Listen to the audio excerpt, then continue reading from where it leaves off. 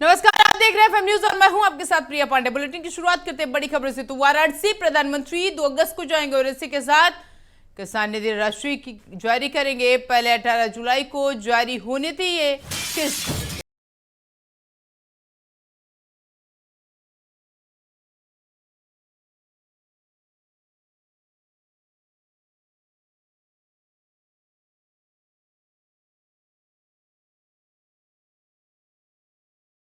बड़ी खबर जहां पर ये किस्त जिसको 18 जुलाई को जारी होनी थी, अब वाराणसी दौरा और उसके बाद किस्त जारी की जाएगी। तो 2 अगस्त को वाराणसी जाएंगे प्रधानमंत्री मोदी, वाराणसी के दौरे पर रहेंगे पीएम और इसके बाद किसान निधि की राशि जारी करेंगे। तो ये राशि जिसको 18 जुलाई को जारी होनी थी, अब प्रधानमंत्री नरेंद्र मोदी दौरे पर जाएंगे, उसके बाद इस राशि को जारी करेंगे। तो बड़ी खबर जहां पर पीएम का ये दौरा, वाराणसी का ये दौरा, वाराणसी के दौरे पर 2 अगस्त को प्रधानमंत्री नरेंद्र मोदी रहेंगे। 2 अगस्त को वाराणसी जाएंगे, इसी के साथ किसान निधि राशि जारी करेंगे पीएम। तो बड़ी खबर जहां पर पीएम का ये दौरा, वाराणसी के दौरे पर हैं। 2 अगस्त को पीएम वाराणसी के दौरे पर रहेंगे और इसी के साथ वो किसान निधि राशि जारी करेंगे। तो 18 जुलाई का वो दिन जब इस किस्त को जारी होना था, लेकिन अब 2 अगस्त को प्रधानमंत्री इस पर इसको जारी करेंगे। और इसी खबर पर ज्यादा जानकारी के साथ राहुल हमारे साथ वाराणसी से जुड़ चुके हैं। राहुल, पीएम का ये दौरा और उसके बाद किसान निधि की राशि जारी करेंगे, क्या कुछ जानकारी है अभी इस पर?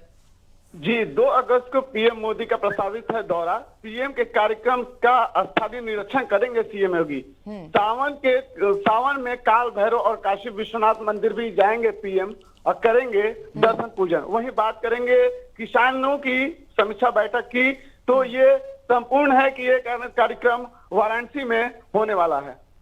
अच्छा, इसी के साथ राहुल, क्या कुछ तैयारियां की गई हैं अभी? चूंकि पीएम का ये दौरा है 2 को और उससे पहले तमाम तैयारियां की गई हैं, तो उस पर क्या कुछ जानकारी? 2 अगस्त को जैसा कि पीएम का दौरा है और वाराणसी में प्रशासनिक व्यवस्था की बात करें तो प्रशासन आज से ही अलर्ट मोड में दिखाई दे रही है। वहीं इनके दौरे से पहले ही मुख्यमंत्री योगी आदित्यनाथ जी वाराणसी 2 दिवसीय दौरे पे थे और लगातार प्रशासन से अपील कर रहे थे कि किसी भी तरीके की कोई भी चूक नहीं होनी चाहिए और तमाम तरीके की व्यवस्था की गई है यहाँ पे पीएम के आगमन से पहले। राहुल, चूंकि जिस तरीके से सीएम का ये दौरा और वो तमाम जायजा ले रहे थे, और इसके बाद क्या कोई और कार्यक्रम भी है पीएम का? तो इसकी जानकारी नहीं है, अभी कार्यक्रम नहीं है, लेकिन हाँ यहाँ तक सुनने में आ रहा है कि गंगा का जलस्तर जो बढ़ा हुआ है इस पे भी जायजा और बातचीत करेंगे पीएम मोदी। अच्छा राहुल, हम आपसे भी जाने की कोशिश करेंगे, चूंकि वो संसदीय क्षेत्र और उसके बाद पीएम का ये दौरा और जनता जो है वो क्या उम्मीद लगाई हुई है?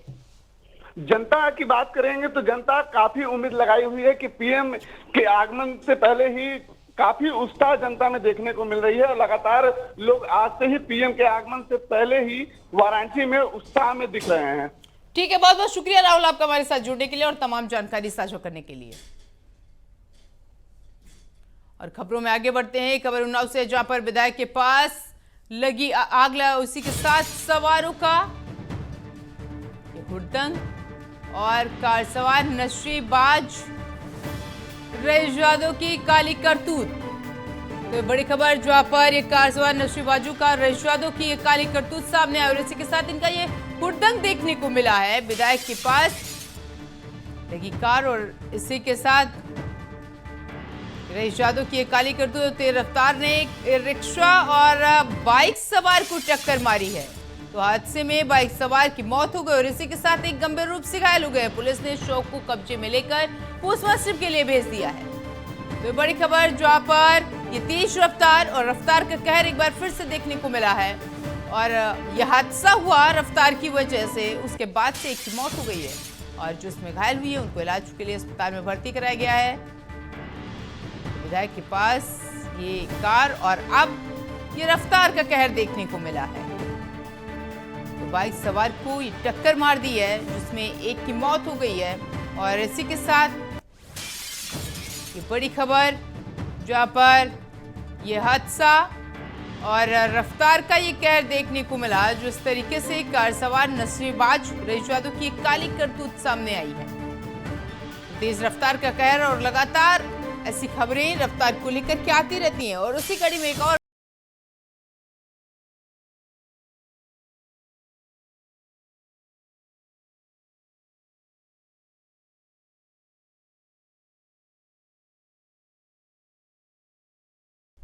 इसी खबर पर हमारे सहयोगी उन्नाव से अनुराज हमारे साथ जुड़ चुके हैं। अनुराज, ये रफ्तार का कहर देखने को मिला, अभी क्या कुछ जानकारी इस पूरे मामले पर? जी बिल्कुल, आपको बता दें रईस यादव की करतूत देखने को मिली है। इसमें एक एक्सयूवी कार जो तेज रफ्तार थी और उन्नाव के कचहरी ओवरब्रिज पर एक ई रिक्शा और एक मोटरसाइकिल को टक्कर मारते हुए आगे बढ़ती है, जिससे बाइक सवार जो दो युवक होते हैं वो ओवरब्रिज से नीचे गिर जाते हैं, जिसमें एक युवक की मौत हो जाती है जबकि दूसरा युवक गंभीर रूप से घायल है, जिसका उन्नाव जिला अस्पताल में इलाज चल रहा है। जो ये गाड़ी एक्सयूवी बताई जा रही है उस पर विधानसभा सचिवालय का पास लगा हुआ है और किसी विधायक के नाम पर यह पास जारी बताया जा रहा है। जो पुलिस है वो सीसीटीवी के आधार पर जो आरोपी कार चालक है उसकी तलाश और गिरफ्तारी की बात कर रही। बताया भी जा रहा है जो वीडियो सामने आए हैं उसमें कार के अंदर शराब की बोतलें भी बरामद हुई हैं, जिससे यह स्पष्ट होता है कि कार के अंदर शराब पीने के साथ साथ जो हुड़दंग है वो भी किया जा रहा था। कार कितने लोग चला रहे थे, कौन थे, ये पुलिस जांच कर रही है और उस रूट के जितने भी सीसीटीवी हैं पुलिस उन सभी को खंगाल रही है। फिलहाल एक युवक की मौत। अनुराज, ये भी साझा कीजिएगा कि जिस तरीके से ये विधायक का ये सारी चीजें और उसके बाद ये हुड़दंगई, क्या ये उसके कोई जुड़े हुए लोग हैं, उनसे संबंधित लोग हैं? जी बिल्कुल, पुलिस अभी इस पूरे मामले में जांच कर रही है कि इस कार को कौन लोग चला रहे थे और क्या पूरा नेटवर्क रहा है। हालांकि अभी ये बताया जा रहा है कि उस कार में सिर्फ एक ही व्यक्ति मौजूद था, लेकिन बड़ी चीज ये है कि जो वीडियो सामने आए हैं उसमें कार के अंदर बियर और शराब की खाली बोतलें और भरी बोतलें पाई गई हैं, जिससे यह स्पष्ट साफ तौर पर होता है कि कार चलाने वाला व्यक्ति शराब के नशे में था और शराब के नशे में हुड़दंगई कर रहा था। जी अभी जो है प्रशासन की तरफ से कुछ कार्रवाई की गई है क्या? उनको अरेस्ट किया गया है या फिर? जी बिल्कुल, घटना के बाद जो आरोपी है वो कार छोड़कर मौके से फरार हो गया था। उसकी गिरफ्तारी के लिए पुलिस जो संबंधित रूट है जिधर से गाड़ी आई थी उधर के सभी सीसीटीवी फुटेज खंगाल रही है। अभी तक फिलहाल पुलिस को ऐसा कोई क्लू नहीं मिला है, लेकिन जो कार का नंबर है यूपी 32 NC 0202 उसके आधार पर जो कार मालिक है इन सभी चीजों की डिटेल पुलिस इकट्ठा कर रही है और जल्द ही माना जा रहा है कि पुलिस आरोपियों तक पहुंच जाएगी। जी तो अनुराज, कुल मिलाकर के यहाँ पर यह कहना होगा कि अभी तक पुलिस को, प्रशासन को संबंधित कोई उनको मैसेज या फिर ये यूं कहें कि उनको कोई इससे संबंधित कोई जानकारी नहीं मिली है अभी तक। जी बिल्कुल, अभी इस पूरे प्रकरण में पुलिस को कार चालक और कार से संबंधित कोई अहम जानकारी नहीं मिली है। हालांकि पुलिस की जो टीम है वो पूरे प्रकरण में आरटीओ के माध्यम से जो गाड़ी का नंबर है उसके आधार पर और गाड़ी में लगा सचिवालय पास है उसके आधार पर जानकारी इकट्ठा करने में जुटी हुई है। पुलिस की दो अलग अलग टीमें आरटीओ और सचिवालय पास की जानकारी लेने के लिए निकल चुकी हैं और जो पूरा प्रकरण है, जो आरोपी हैं, जो सीसीटीवी फुटेज है उनको खंगाल रही है टीम और जल्द ही पुलिस पूरे मामले में जो आरोपी उसकी गिरफ्तारी की बात कह रही है। ठीक है अनुराग, बहुत बहुत शुक्रिया आपका हमारे साथ जुड़ने के लिए और तमाम जानकारी साझा करने के लिए। तो खबरों में आगे बढ़ते हैं, जहां पर राष्ट्रपति द्रौपदी मुर्मू का झारखंड का दौरा है और आज और कल झारखंड के दौरे पर रहेंगे राष्ट्रपति। तो देवघर, रांची, धनबाद, यहाँ पर राष्ट्रपति का ये दौरा और आज देवघर एम्स में दीक्षांत समारोह में वो शामिल होंगी। कल धनबाद में IIT में वो 45वें दीक्षांत समारोह में शामिल होंगी। तो ये बड़ी खबर, जहां पर राष्ट्रपति द्रौपदी मुर्मू का ये दौरा और इस दौरान वो दीक्षांत समारोह में शामिल होंगी। तो राष्ट्रपति का ये झारखंड का आज दौरा और इस दौरान ये 2 दिवसीय दौरा देवघर, रांची, धनबाद, यहां जाएंगे राष्ट्रपति द्रौपदी मुर्मू और इसी के साथ देवघर एम्स में दीक्षांत समारोह में शामिल होंगी। तो बड़ी खबर, जहां पर राष्ट्रपति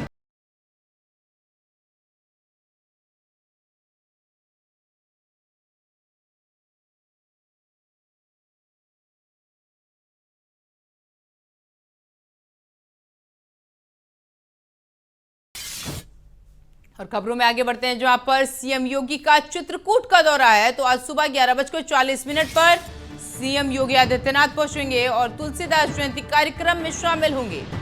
तो बड़ी खबर, जहां पर आज मुख्यमंत्री का ये चित्रकूट का दौरा और इस दौरान तुलसीदास जयंती कार्यक्रम में वो शिरकत करेंगे, वहां पर वो शामिल होंगे, वहां पर पहुंचेंगे। तो 11:40 का वो समय है जब मुख्यमंत्री योगी आदित्यनाथ वहां पहुंचेंगे। बड़ी खबर, जहां पर आज सुबह 11:40 का वो समय होगा जब मुख्यमंत्री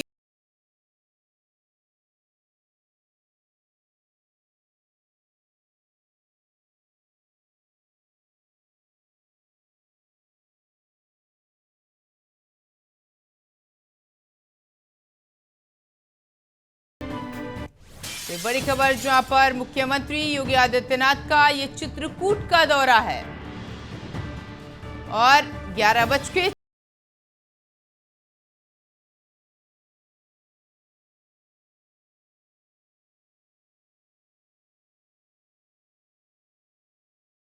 पहुंचेंगे, उसमें शामिल होंगे। तो मुख्यमंत्री योगी आदित्यनाथ का ये चित्रकूट दौरा और 11:40 पर वो चित्रकूट पहुंचेंगे। तो बड़ी खबर, जहां पर तुलसीदास जयंती कार्यक्रम में वो उसके बाद शामिल होंगे।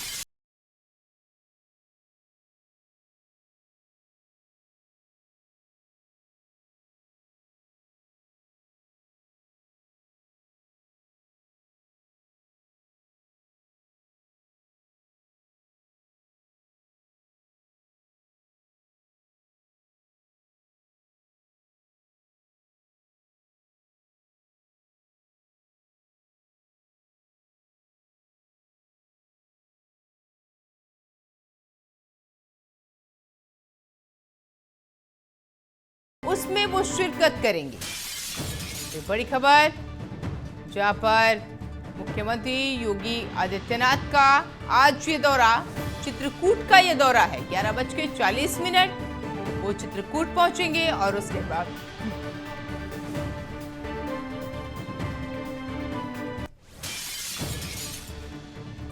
मुख्यमंत्री योगी आदित्यनाथ का ये चित्रकूट का दौरा है।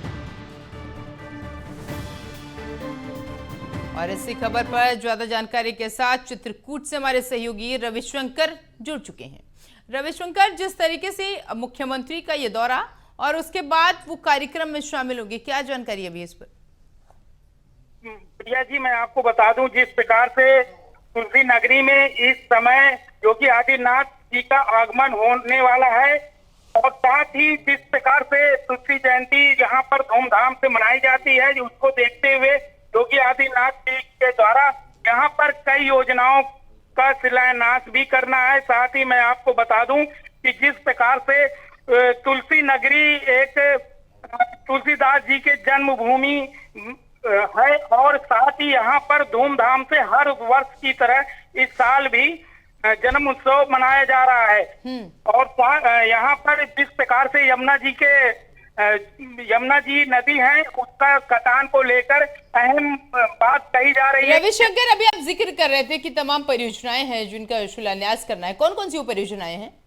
मैम, यही है कि जिस प्रकार से कटान को देखते हुए इस कटान को रोकने के लिए इसका भी साथ ही कही जाएगी और जो भी यहाँ पर योजनाएं योगी जी मुख्यमंत्री जी के द्वारा दिया गया है, उनका सभी का शिलान्यास भी करना है। जिस प्रकार से यहाँ पर कई पुल का शिलान्यास करना है, मऊ से कौशाम्बी जोड़ने वाले पुल का भी, और साथ ही जो यमुना जी के में पुल बन रहा है राजापुर में भी, उसका भी। मैम ठीक है, बहुत बहुत शुक्रिया आपका हमारे साथ जुड़ने के लिए और तमाम जानकारी साझा करने के लिए।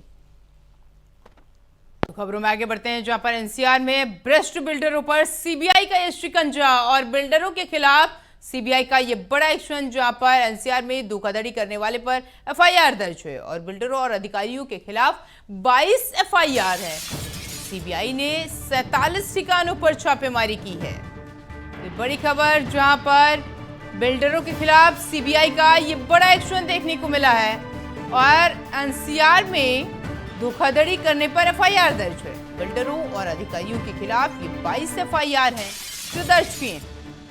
तो बड़ी खबर जहां पर एनसीआर में भ्रष्ट बिल्डरों पर सीबीआई का ये शिकंजा कसा गया है और बिल्डरों के खिलाफ सीबीआई का ये बड़ा एक्शन देखने को मिला है। तो एनसीआर में धोखाधड़ी करने वालों पर एफआईआर दर्ज हुई और इसी के साथ सीबीआई ने 47 ठिकानों पर छापेमारी की है। तो बड़ी खबर जहां पर सीबीआई का बिल्डरों को लेकर के ये एक्शन देखने को मिला है, ये शिकंजा कसा गया है और एनसीआर में धोखाधड़ी करने वाले पर एफआईआर, इसी के साथ बिल्डरों और अधिकारियों के खिलाफ 22 एफआईआर दर्ज है। तो बड़ी खबर जहां पर एनसीआर में भ्रष्ट बिल्डरों पर यह शिकंजा कसा गया है, सीबीआई ने यह शिकंजा कसा है, उनके खिलाफ ये एक्शन होता हुआ दिखा। और इसी खबर पर ज्यादा जानकारी के साथ नोएडा से महेंद्र हमारे साथ जुड़ चुके हैं। महेंद्र, जिस तरीके से सीबीआई का ये एक्शन देखने को मिला है, क्या जानकारी है अभी इस पूरे मामले पर?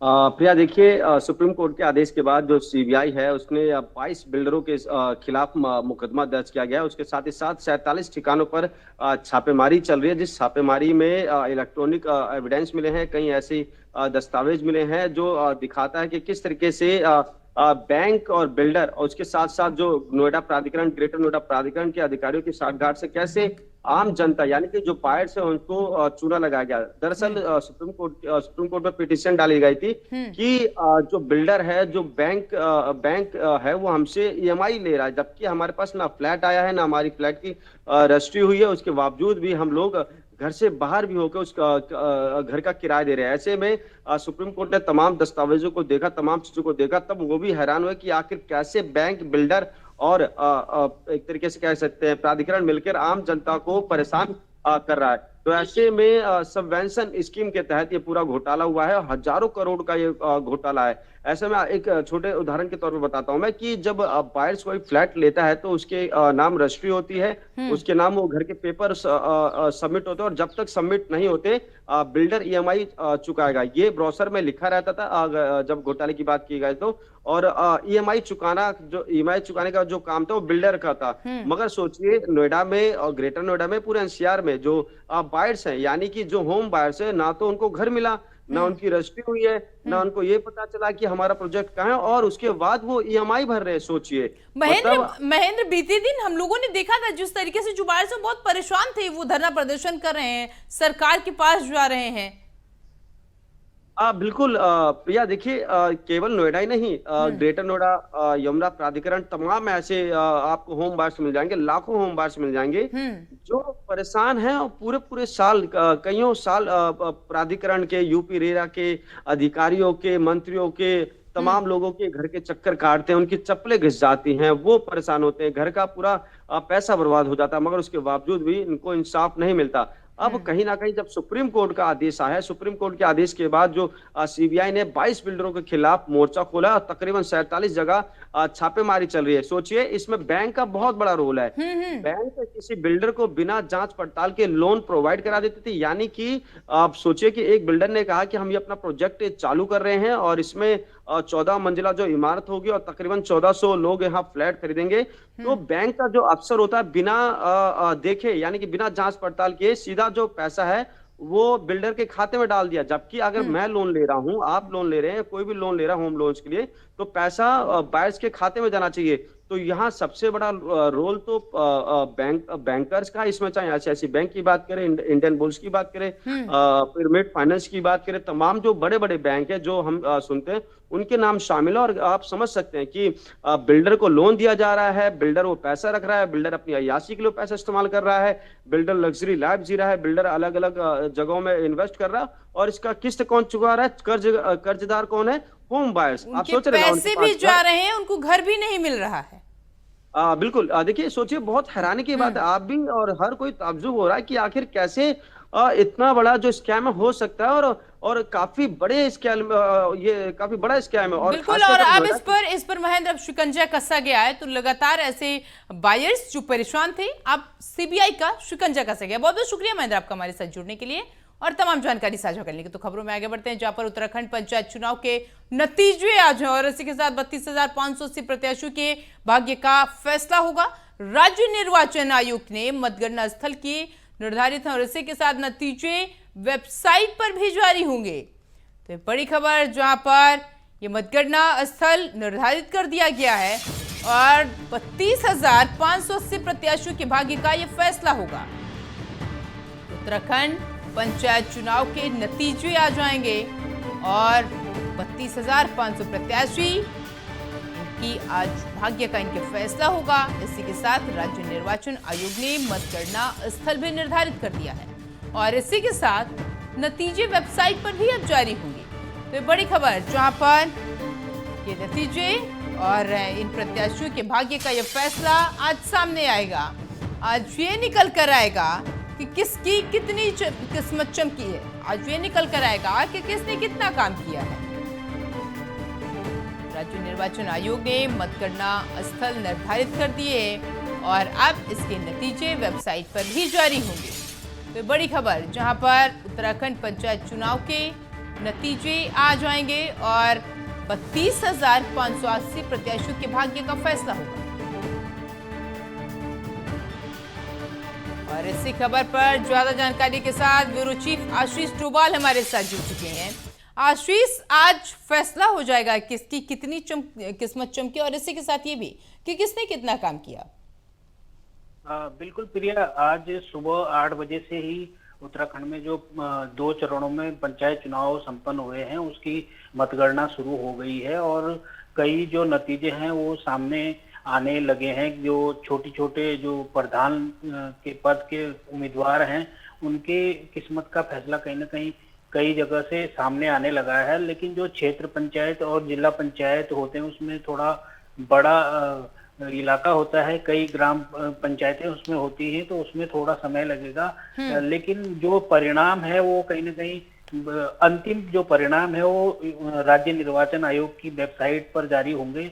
आज जो 32,580 प्रत्याशी हैं उनके भाग्य का जो फैसला है वो आज हो जाएगा और 11,082 पदों के लिए जो ये चुनाव मतगणना है वो सुबह 8 बजे शुरू हो चुकी है और उत्तराखंड के 89 ब्लॉक्स में ये मतगणना हो रही है, अलग अलग जगह हो रही है। और इस मतगणना कार्य में 15,024 कर्मचारी और सुरक्षा कर्मी जो है 8,926 लगाए गए हैं। और पंचायत चुनाव में इस बार सीधे तौर पे ये भी आदेश जारी किए गए हैं कि कोई भी प्रत्याशी जुलूस नहीं निकालेगा। विजयी होने के बाद जुलूस पर जो है चूंकि जिस तरीके से आशीष हम लोग देखते हैं कि जो प्रत्याशी विजयी होता है वो जुलूस निकालता है, ऐसे में लोगों को समस्याओं का सामना भी करना पड़ जाता है जो आम जनता होती है।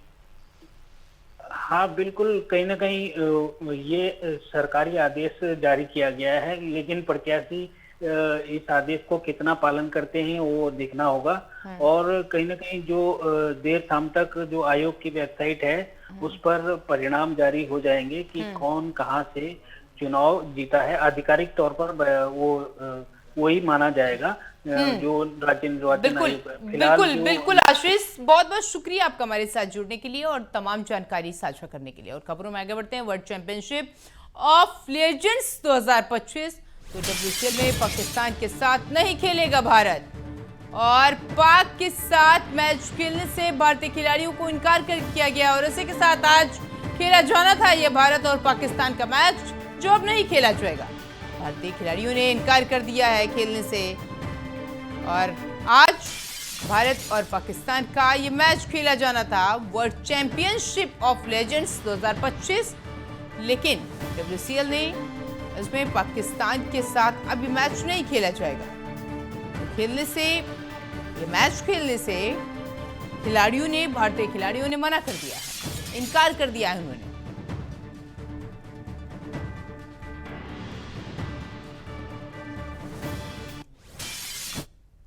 और खबरों में आगे बढ़ते हैं। खबर शाहजहांपुर से है जहां पर SDM ने वकीलों के सामने उठक बैठक लगाई। सोशल मीडिया पर अब वीडियो तेजी से वायरल हो रहा है।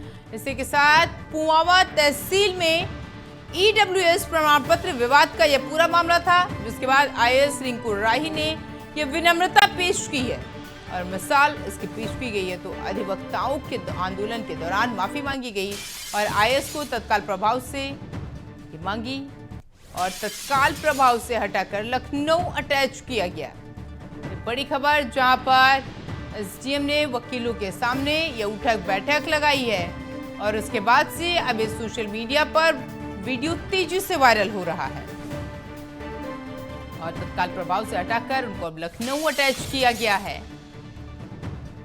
तो बड़ी खबर जहां पर एसडीएम ने वकीलों के सामने ये उठक बैठक लगाई है। तस्वीरें आप देख रहे हैं जहां पर चारों तरफ ये वकील और बीच में ये एसडीएम साहब और अब ये कान पकड़कर उठक बैठक लगाते हुए नजर आ रहे हैं। और इसी खबर पर ज्यादा जानकारी के साथ शाहजहांपुर से सत्यम तिवारी हमारे साथ जुड़ गए हैं। सत्यम, ये जिस तरीके से मामला और अभी सुर्खियां बटोर रहा है, वायरल हो रहा है वीडियो, क्या जानकारी है अभी इस पर?